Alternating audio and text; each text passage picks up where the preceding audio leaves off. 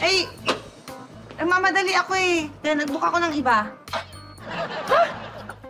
Teka, kanina pa ako nag-aantay doon sa may kanto. Sabi mo palabas ka na. Palabas na nga ako ng bahay. Hindi palabas ng kanto. Bakit naman ako pupunta sa kanto dito ako nagpin? Ano yun? Alam mo, gulo mo kausap. Sinabi mo pa, ang gulo talaga ng utak na ito. Di ba? Teka, ba't alam mo? Sino to? Ha? Oh, Ex ko.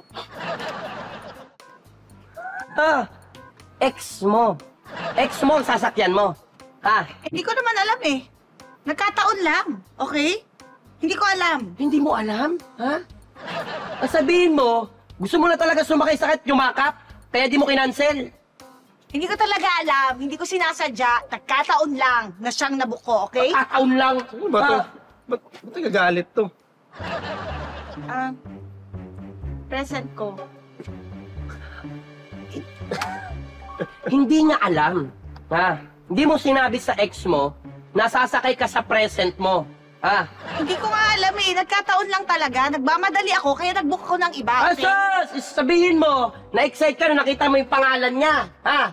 Kaya gusto mo na lang sumakay bigla.